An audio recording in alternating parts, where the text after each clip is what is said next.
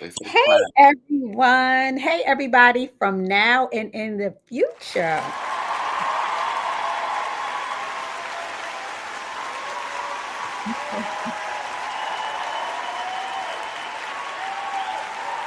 Yeah, it reminds me of that encore. Hey everyone from now and in the future. I got to get my voice bearings. Happy Saturday. It's May 31st, 2025. For those listening today, the last day of May. And I hope everyone had a blessed up month as we move into June and the summer solstice. For my newbies, welcome. My name is Shaquana Divers. I am the host of the Sage Book Club, where I discuss thought provoking books. If you are interested, as they say, in such content, please go to the Sage Dragon on YouTube and like my page, share, and comment. And also, I appreciate it if you share with friends and anyone that you think might be interested. I'd like to say, even if you haven't read the books, please join in on the conversation. I aim to frame my show in a way that you don't have to read the books that I'm discussing and reviewing in order to participate in the discussion. Some people don't have time to read or may not be interested, but I bring these books in to tee up discussions relevant to our lives now. All right, so let's get into today's episode. This is a fun one. We are delving into sci-fi, fantasy, realism, these different genres. And I'm going to be reviewing three books that I've read as of recent within those genres. We're in a hot time now off of Sinners. That's a vampire kind of some magical realism theme, and it's really amazing when artists t- delve and use that genre because you can do a lot with it, and we'll talk more about that. So, the three books that I am reviewing are Sky Full of Elephants by Cebo Campbell, Parable of the Sower by Octavia Butler, and Drinking from Graveyard Wells by Evette, Lisa, and Ndlovu. So, first up, Sky Full of Elephants. And I read this book. I just finished this book probably a couple of weeks ago, and it's a newer book. It came out towards the end of 2024, and I'm gonna read the um, a little bit about the summary of it. One day, a cataclysmic event occurs. All of the white people in America walk into the nearest body of water. They kill themselves. A year later, Charlie Brunton is a Black man living in an entirely new world, having served time in prison for a wrongful conviction.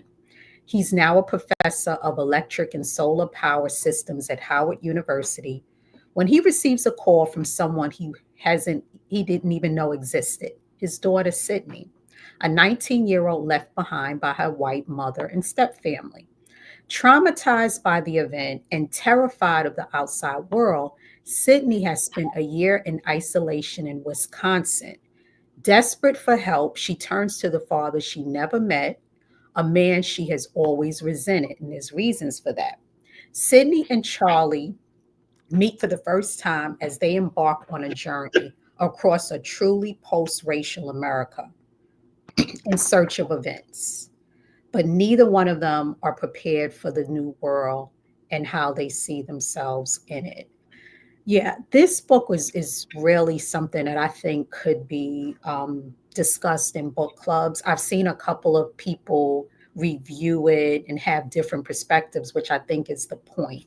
It deals with before I get into the themes, can we show this first clip of the author doing a short description of the book?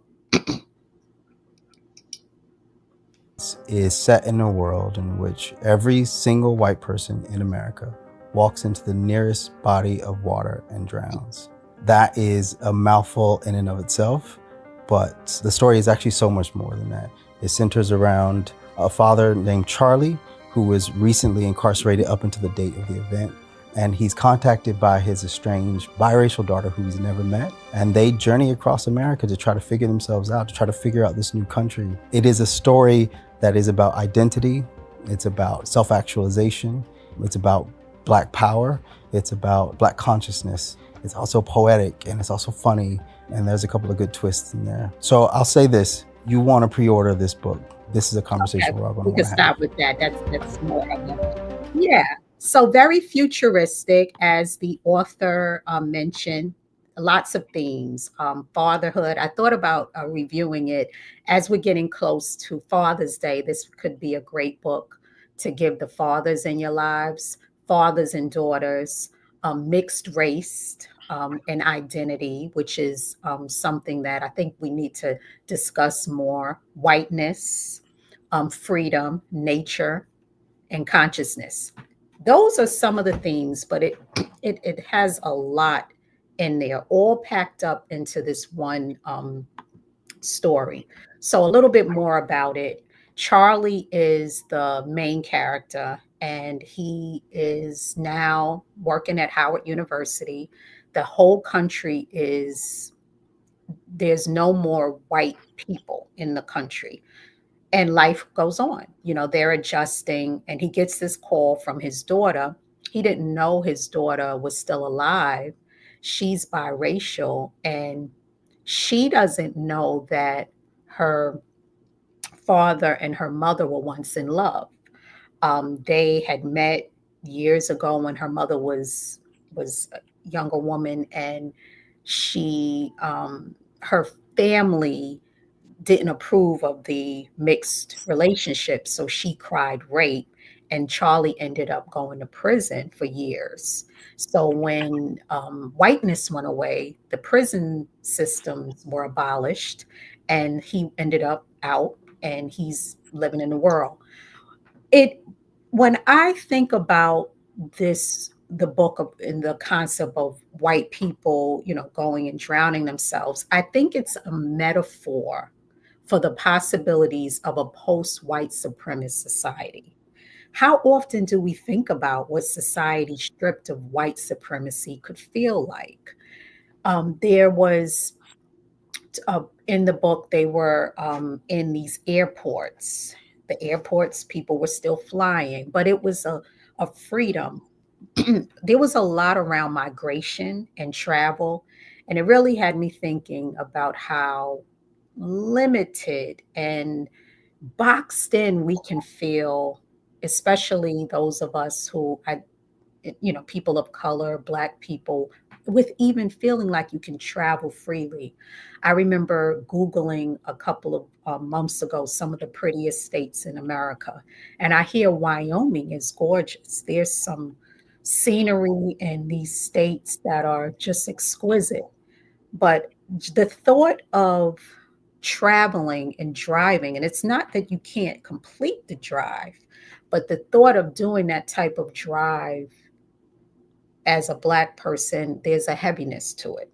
So in this book, as these people were moving about, I felt the lightness of them being able to just go about their business with a freedom. And they had to adjust to that. So those were some of the concepts. Could we live in a society with people from various backgrounds who don't uphold the values of whiteness? The migrant challenge that's happening now in the United States, people are moving in and out of the country. And many of these people come in brainwashed to think negatively of Black Americans, Indigenous people, poor people, based on the programming that they received without even knowing the humanity of Blackness. We enjoy the cultural expression of it, but we don't always get that humanity. So if these people are coming in and out of the country and had the ability to um, understand our humanity and embrace it and not feel like they have to separate from us, how would um, how would their lives be? How can we live more enriched? Some of the other things explored are capitalism. What is whiteness? Is whiteness capitalism? How many times do we just go along with these systems? The way that our education system is, transportation. I'll give an example. In the book, Charlie gets to Wyoming. He gets his daughter at Wisconsin, I'm sorry, and they have to get to Alabama because she wants to see a family member who she thinks is still alive. So he agrees to take her. Well, they end up going to Chicago to fly because that's one of the airports still working. And they leave the car at the airport. And that's the system that was created. You leave a car, and then when you get to where you go, there's a car for you. And, we are dealing with an overabundance of resources in some instances, even amongst those who are maybe in poverty or just above poverty.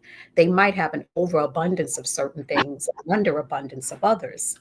Can we look at other systems for doing things? So that was something else that I think the book provokes. And there's another clip that I'm going to show that gets to this question of how much does extreme capitalism get in the way of Black people's ability to thrive? Producer, can you cue up this YouTube clip from 6:44 and show it through 9:08? It is between the author and a bookstagrammer who goes by the name of Achilles Zori. I like his page is on Instagram. It's called A Black Man Reading. So please show that. Thank you.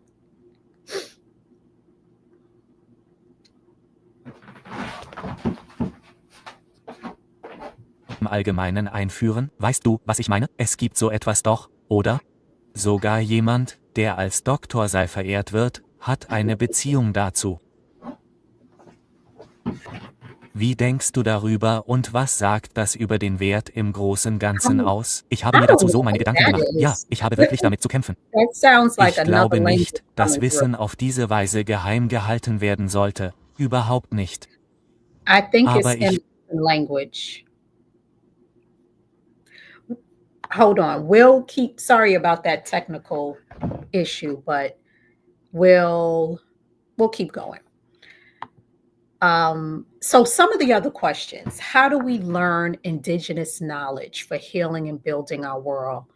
You're seeing that more, and I love that younger audiences, younger people are getting into going back to indigenous ways of healing, even of educating ourselves. I know that there's a movement of unschooling. I was just reading an article about that. More and more people are getting involved and interested in learning about nature and herbs, and because they've been gatekept out of for so long these traditional knowledge, traditional healing methods. Healthcare is privatized. So many people are now going back to indigenous ways. And that was something that they were doing in the book. How does the current world, this is something that I think that came out of, what I read. And I see it a lot with extreme capitalism.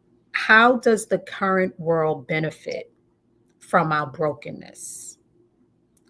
And how does our wholeness threaten white supremacy and the industries that uphold them? There's a lot of money in having a low self-worth, a low self-esteem. It leads to everything from, overspending, to just breakdown. So if we are able to reclaim our wholeness and our humanity, do we need to overspend or to feel like we have to outdo one another? Lots of rich questions in there. So I'll pause there. Any vid is up. Okay, do you want to show the video now, producer?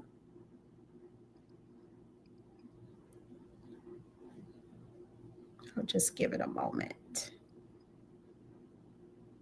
Okay. All right. Well, I'll keep going. So in other, it was a really, I felt like this book is something that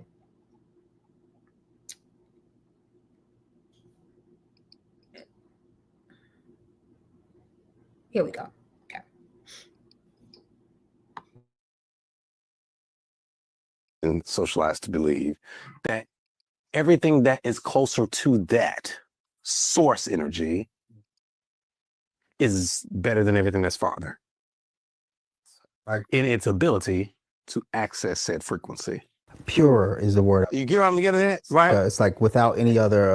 And not that this is, because I think there's an assertion. So while we were talking, I was thinking about Nietzsche's will to power, right? Producer, I'm going to And ask before he you builds up to the will to power, or in the put it down, because it's going into, sorry about that, it's breaking in and out of, but here's what I will say. This clip, I'll link it in the chat.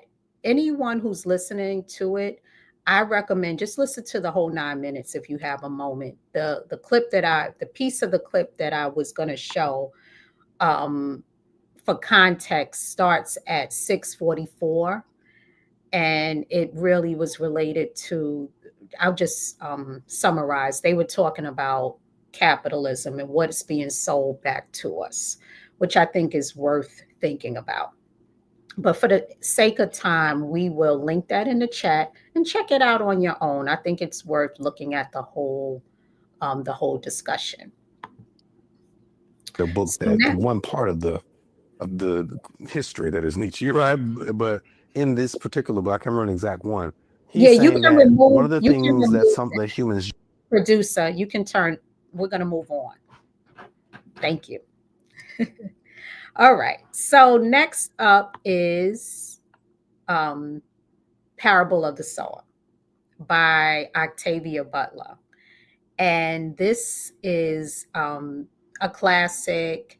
A lot of people have been talking about Parable of the Sower, especially because it was written in the 90s, but it was written about 2024. And I'll read a little bit of the clip. When global climate change and economic crises lead to social chaos in the early 2020s, California becomes full of dangers, from pervasive water shortages to masses of vagabonds who will do anything to live to see another day. 15-year-old Lauren Olamina lives inside a gated community with her preacher father, family, and neighbors, sheltered from the surrounding anarchy. In a society where any vulnerability is of risk, she suffers. So I'll leave it at that. The plot. It's dystopian. It's but it's also like what is happening right now to an extent. I mean, that's what everyone was kind of amazed about when they read Parable of the Sower, even down to this was written by Octavia in the 90s. And the president was talking about making America great again. And there was fires happening, and, the fires of California, the privatization.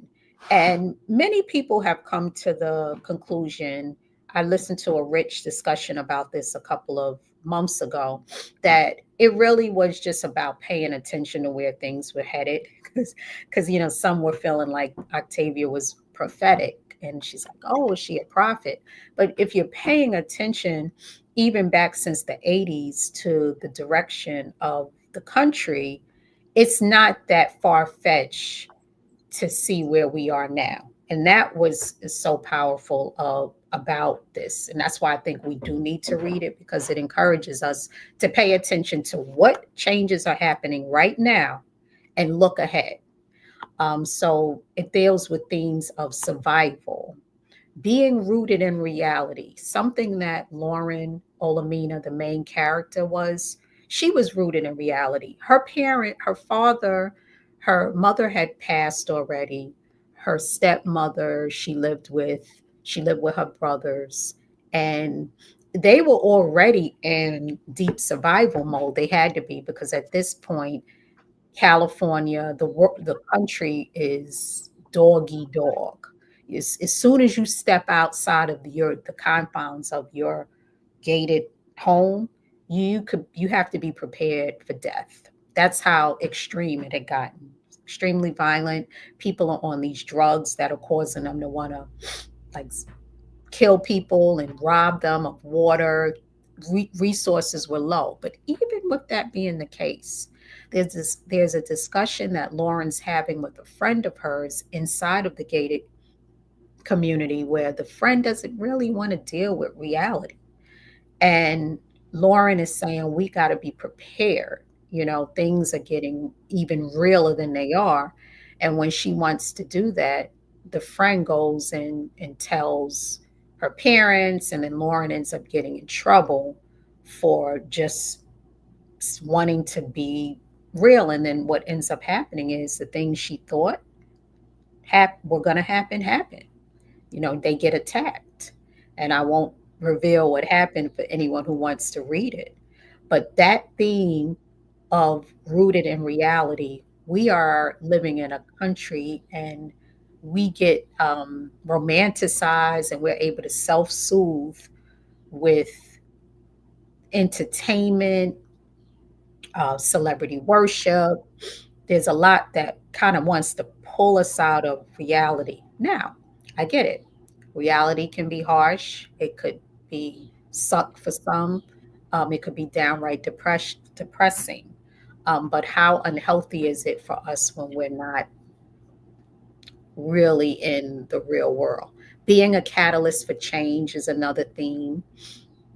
Lauren, she adopts a whole new religion called and a movement called Earthseed that she writes about in one of the I'll get to some of the quotes in a moment, but a huge quote guiding her is everything has changed. Everything you touch changes, everything that you experience changes you. God has changed.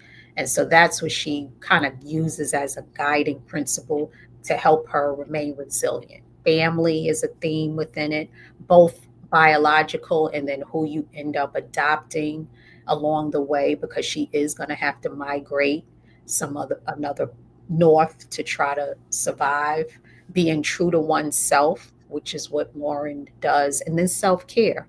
Lauren uses journaling and writing as a form of self-care during some difficult times. There's a video. We've been having some challenges, but let's see if we can try this to see if we can show this clip.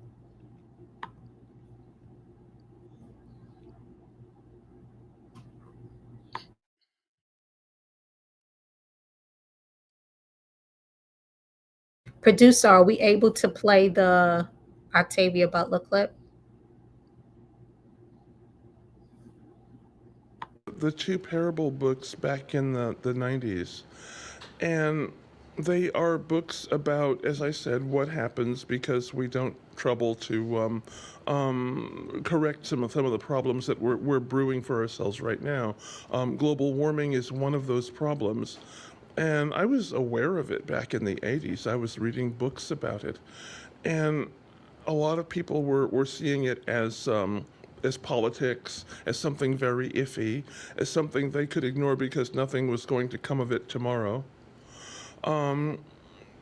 That and the fact that I think I was paying a lot of attention to education because a lot of my friends were teachers, and the politics of education was getting scarier, it seemed to me. We were getting to that point where we're thinking more about the building of prisons than of schools and libraries. Not everybody was going in the wrong direction, but a lot of the country still was. And what I wanted to write was a novel of someone who was coming up with solutions of a sort. Yeah, so I really like reading Octavia. I have a beautiful tarot deck that I'll show at maybe one of my upcoming episodes that brings in the wisdom of Octavia Butler. But she also, the parable of the sower it's two books. So it's the sower and the talents. And I saw her on another video saying that they're really meant to be together, be read together. So great books. A lot of people are revisiting it and creating book clubs and talking about the this Lauren's journey. I wanted to share some bars that are in this book, uh, just lyrics. One, create no images of God, accept the images that God has provided. They're everywhere and everything. God has changed seed to tree, tree to forest, rain to river, river to sea, grubs to bees, bees to swarm, from one many, from many one, forever uniting, growing, dissolving, forever changing. The universe is God's self portrait. Bars. That's all anybody can do right now: live, hold out, survive. I don't know whether good times are coming back again, but I know that won't matter if we don't survive these times. Here's another one: embrace diversity, unite or be divided, robbed, ruled, cared by those who see you as prey. Embrace diversity or be destroyed. There's a part when Lauren has to decide between two fates. There's a friend of hers who was living in the community who's considering moving to a city that is run by a billionaire, and pretty much everyone, in order to, if you get a job and you're hired at the company, you can live in the city and you can kind of lease your time in exchange for life.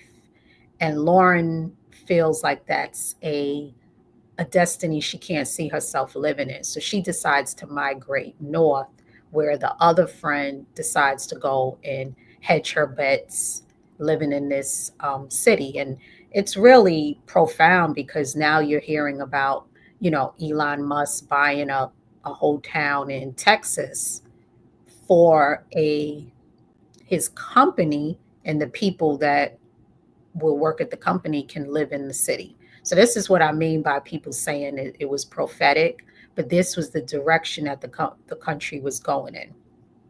And the reason why this particular quote about embracing diversity resonates is, as she's migrating, they have to figure out how they're going to stick together, because more and more people come into they form a group.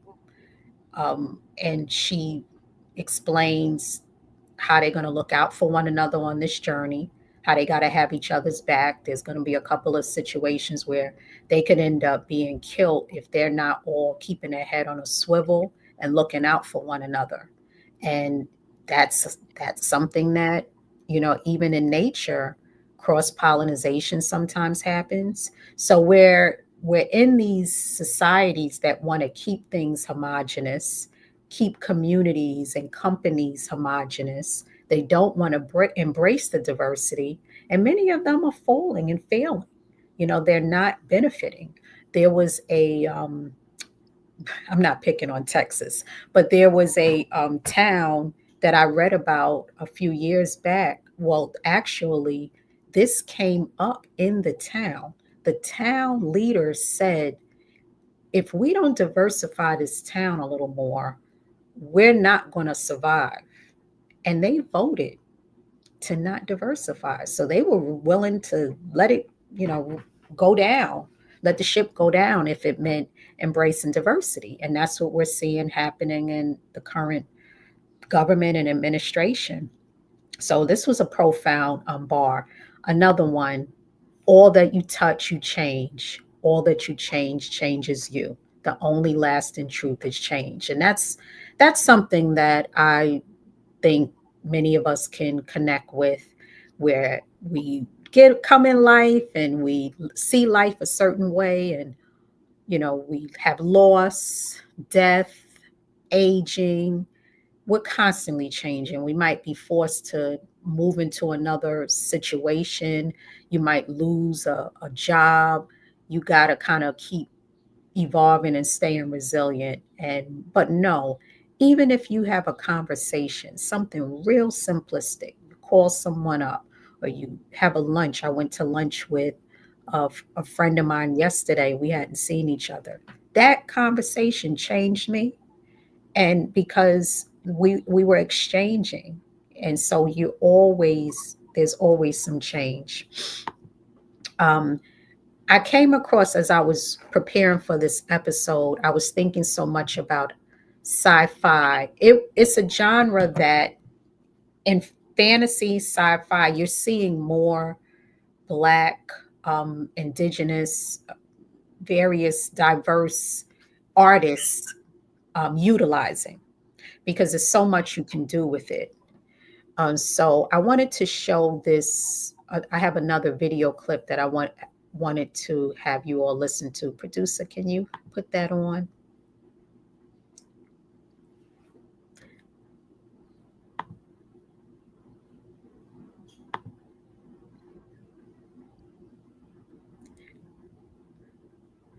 It starts at 46 seconds. Working today. Her work draws praise and distinction for its exploration of feminist and racial themes. In 1995, she became the recipient of the MacArthur Genius Grant. Her most recent book, Parables of the Talents, is currently nominated for the Nebula Award for Best Novel. I am pleased to have her here on this program at long last. Welcome. You said it's good that I brought both of them together because... Well, together they are the autobiography of a fictional character who creates a new religion and sets humanity's feet on a different path. Singly, I'm not sure that comes across. Why science fiction? Because there are no closed doors, no walls. I mean, the only rule is if you use science, you should use it accurately. You can look at, examine, play with anything, absolutely anything. Are you okay, producer? That's the main thing that I wanted to show with this clip, and it's another great discussion. It was a Charlie Rose interview. If you look it up on YouTube to hear more about the perspective, but it just emphasizes sci-fi. There's also this great article that I came across on Tufts Now, which is a blog. And the article says, How Sci-Fi and Fantasy Changed the World. And the writer, Monica Jimenez, had a wonderful quote that says, it doesn't give recipes for social action, and it's not the change that happens by storming the bulwarks of society, but it does start to change people's minds and change how people think. And we need that as the crucial part of any next step of social action or organizing, because that's when we can start to break down barriers and build alternative ways of being. And remember when I was saying earlier in reading Sky Full of Elephants, just looking at the system that they had for transportation and keeping things, as Charlie, who was a engineer, said, you got to keep it fluid. You got to keep it transient. So they came up with a system with cars, gas. At that point, they weren't really using gas. They were using electric, most of the cars, and resources were limited. In the airport, they didn't charge people for flights, but they did charge people. People could come into the airport and they had to buy food and kind of support the vendors in the airport. But if they needed to get somewhere, they didn't keep people from getting somewhere. So they didn't hold back on things like essential things like transportation, food, and healthcare. Because I think about that a lot when it comes to the way that we have our economy structured now. If someone has the means to spend $750 on a pair of jeans, and someone else has to go spend $7 on a pair of jeans. They're jeans. So I don't think that that matters as much. But if someone, I don't think that things like healthcare or food should be stuff that is that much of a variation in price, because those are things that are essential to life. So yeah, I think sci-fi, fantasy, and realms, they are, the good thing also is they keep things interesting. Nobody wants to sit and be lectured all day. But if you're reading a book with a really good plot and they're playing around and with these worlds and they're centering people or pulling people out of the margins and into these interesting concepts, they really can, be beneficial. So check them out. Expose them to the children in your lives. Maybe get them off the screens and have them read some of these. All right. Lastly, and definitely not least, is Drinking from Graveyard Wells by Evette Lisa Ndlovu. I don't know if I'm pronouncing her name correct. And wow, this book is incredible. It's a collection of short stories, and I think I'm going to read them again. I'll read a little bit of the concept behind the short stories. Even in death, who has ownership over Black women's bodies? Questions like this lurk between the lines of this stunning collection of stories that engage with African women's history, both personal and generational. Their history is not just one thing. There is heartbreak and pain and joy and flying and magic, so much magic, and in vengeance spirit on the patriarchy from beyond the grave. A first generation Zimbabwe American woman haunted by generational trauma is willing to pay the ultimate price to take her pain away. And I won't get into more of those plots because I think you all should try to read this one. It's so good. In Drinking from Graveyard Wells, Evette Lisa Ndlovu assembles reflective stories that center the voices of African women charting their own Black history through the ages. Some of the themes are value. What is valuable? Internalization of colonial patriarchal structures, citizenship, gentrification, trauma, gender, family, women's safety, the continent. All of that's wrapped up in this. One of my favorite stories in this book was of this young lady who had traveled to the United States. She was from, I can't remember, might have been Botswana or Zimbabwe. She was an international student at an Ivy and traveled back to the continent to visit her father. And she brought a white friend of hers with her. And she was really feeling uptight about the whole thing, but this friend really wanted to visit. So she brought the friend along. Her father picks them up from the airport. And as they're driving, the car breaks down. She's embarrassed that the car breaks down. And another car pulls up, picks them up, and takes them to the house.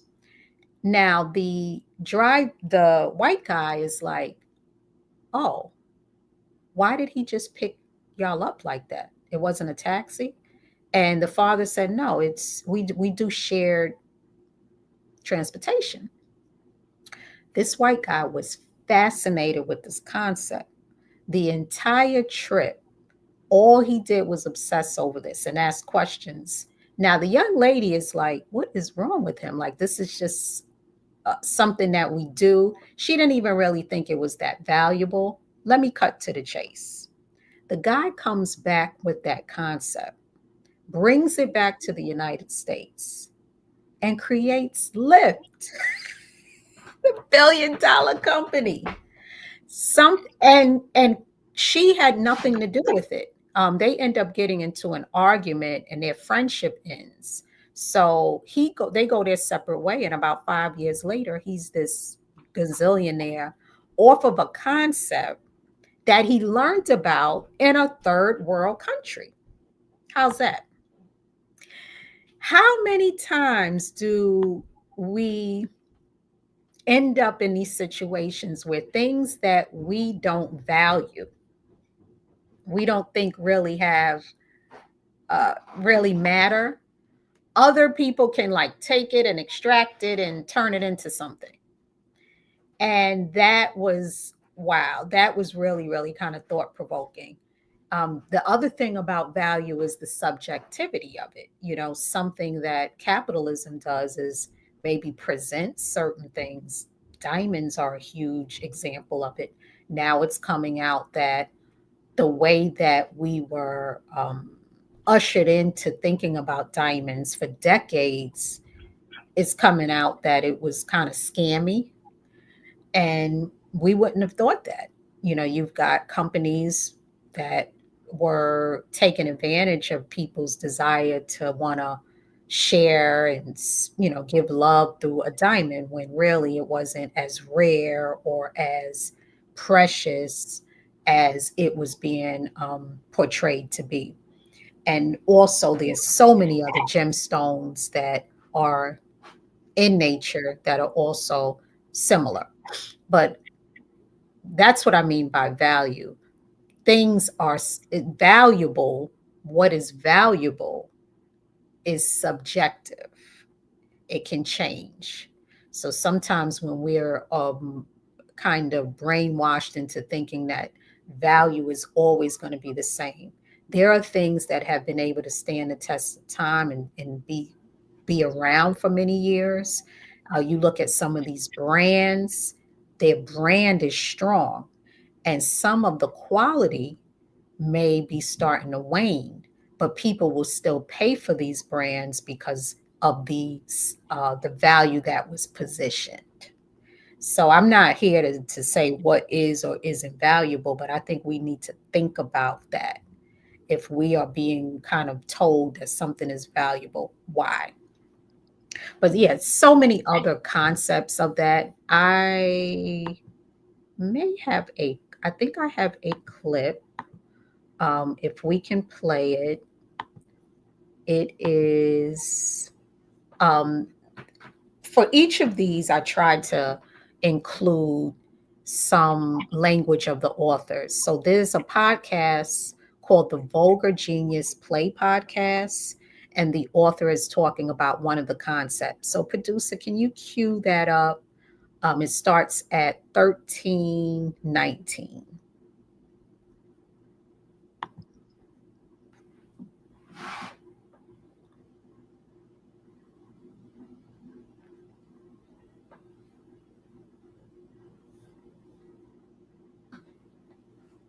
Women's body, and it hooked us immediately because I was like, oh, okay, I want to know what this book is about, right? And it really, when upon reading it, it took me to Zora Neale Hurston, Their Eyes Were Watching God. And the main character, Janie, her grandmother, is having a conversation in the very beginning about where women's place is. And she basically tells her that women are the mule of the world.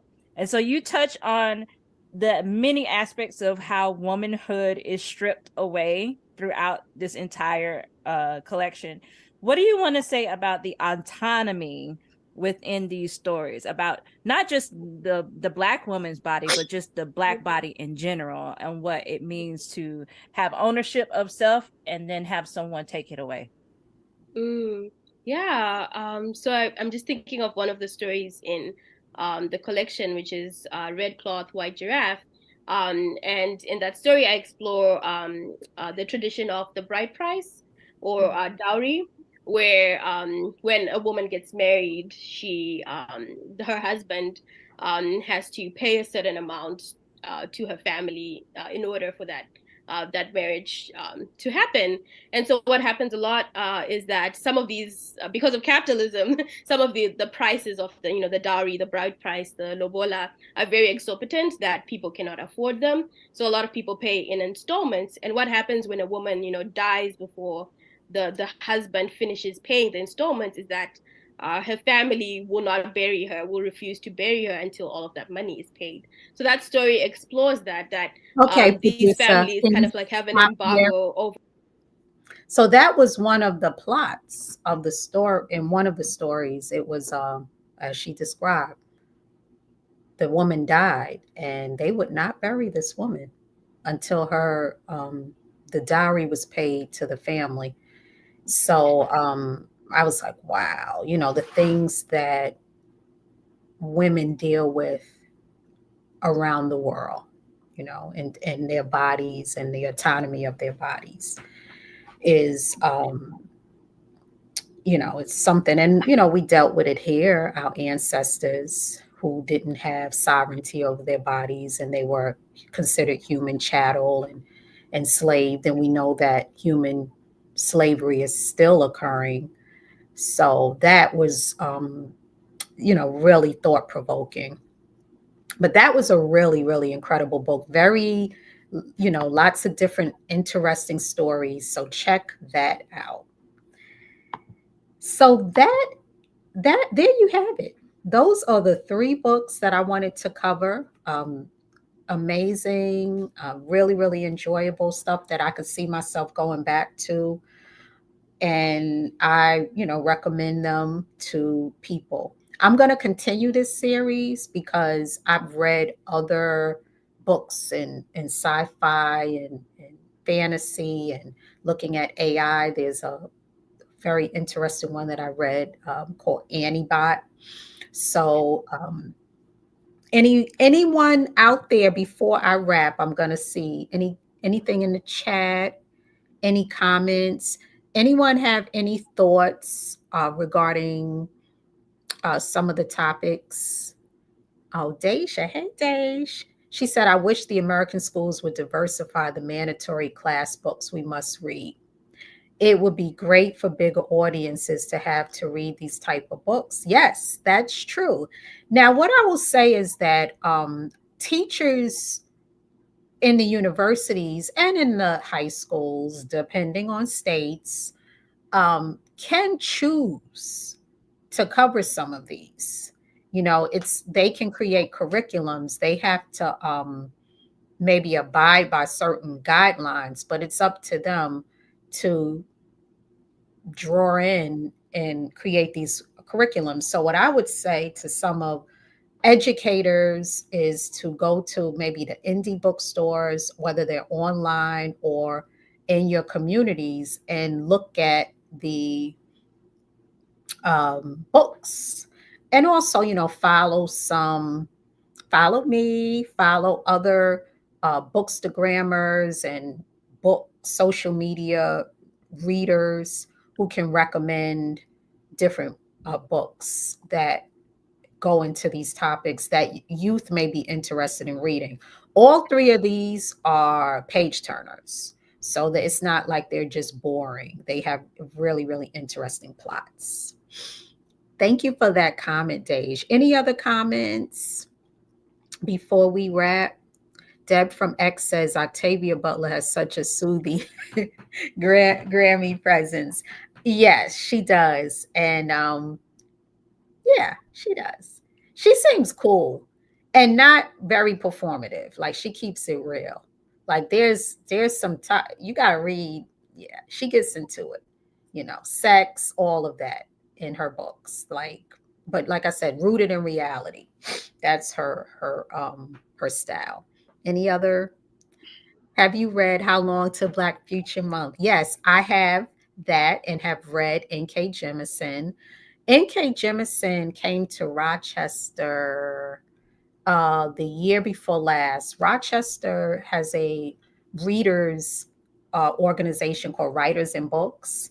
And every year they do a Rochester read. So they pick a book that they want the whole city to read. The current one this year is called Olga Dies Dreaming. And I read by, I don't know how to pronounce her name, but I've read both of her books, Olga Dies Dreaming and Anita Damonte's Last Laugh. And in 2024, the book was A City We Became by N.K. Jemisin, which is, for those of you not familiar, N.K. Jemisin is Sci-fi too. And that book was about the city of New York City being gentrified, and each borough was an avatar. And I got into that because, I'm born and raised in Queens in the 70s, grew up, 80s, the 90s, started seeing the changes. So I resonated with that plot. But yes, I do have a couple of her books. Do you think her books were influenced by Octavia Butler? So the copy that I have of Parable of the Sower, let's see. Oh, I think it's in my other room. This latest version, and it shows it right on the screen. N.K. Jemisin wrote the foreword, and she talks about her journey with Parable of the Sower in the book. She said that when she first read them, it wasn't her jam, and then years later she got into them, and now she was influenced. So yeah, she talks about being influenced by her in the forward. That was part of the reason why when they re-released this version of Parable of the Sower, they had N.K. Jemisin write the forward for it.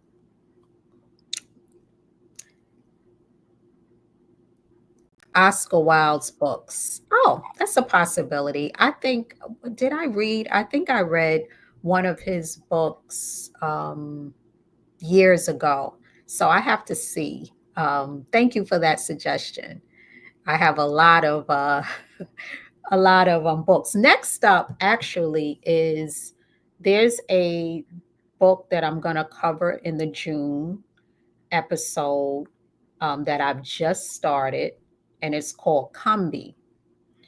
And it is Combi, Harriet Tubman, the Combahee River Raid, and Black Freedom during the Civil War. It won the Pulitzer Prize this year.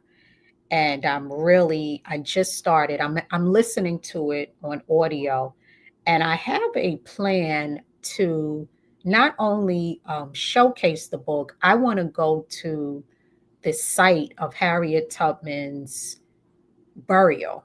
She's only about an hour or so from where I live in upstate New York. So I'm hoping to go and visit the Harriet Tubman house and speak with some of the people there and read the book and review the book. So stay tuned for that. And I'm also currently reading Tina Knowles' Matriarch, which I'm really enjoying. So reading quite a few books. Any other comments? Keep them coming. In the meantime, as more comments come through, lastly, I wanted to show, producer, do you have the playlist? So a fun thing that I do, because people may know that I also love music as much as I love books. And so I got a playlist. I had put this playlist together. I get inspired sometimes by the plot or maybe the characters, and I'll put something together. So for Lauren Olamino, this was the Earthseed playlist. You got System of Survival by Earth, Wind, and Fire, Sign of the Times by Prince, Survivor, Destiny's Child. I got a lot of Survivor in there because that's the theme of Earthseed. Make It Through. Survive featuring Chloe, Childish Gambino, Survival of the Fittest, Mobb Deep, Who Shot Ya, Notorious Big. There's everyone, Lauren Olamina is she knows how to shoot. Her father taught her how to protect herself. So I got that in there. And Blam by Georgia Ann Muldrow. So I put my playlist, I use Tidal to put my playlist there. But if you want to just kind of listen to some of those songs and, resonate with that survival message. We got to survive. We got to keep moving forward, even during these the times. And we want to thrive. We don't want to just survive, but we got to kind of survive to be, to be able to thrive. And we thrive as we can.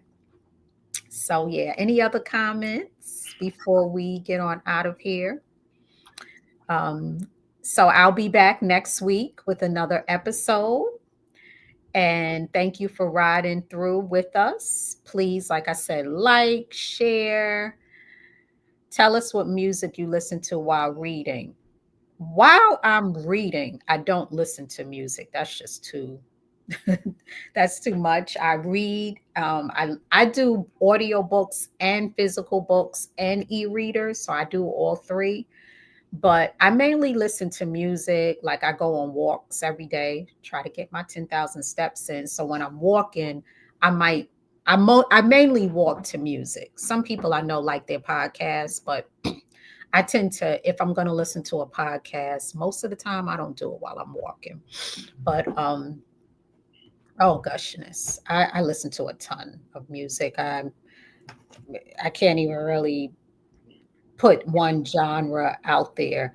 One thing that I was just playing earlier today while I was getting ready for this episode was The First Black Radio by Robert Glasper.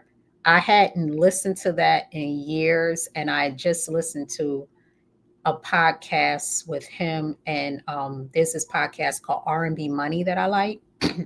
It's hosted by Tank, and I forgot the other young man's name that hosted with him, but he interviews R&B and different musical artists, and it was a really good interview with Robert Glasper, which made me want to listen to the Black Radio again. But like I said, I also enjoy making playlists. So for many of the books that I'm going to be kind of discussing, I'll probably have a playlist to go along with it.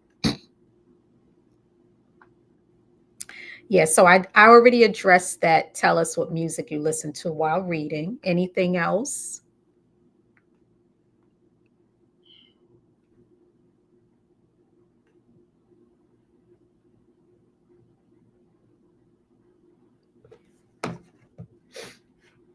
Okay, well, that wraps today's episode. I hope that you all enjoyed it, that maybe it sparked some thought, some desire to go on a fantastic voyage into some sci-fi worlds.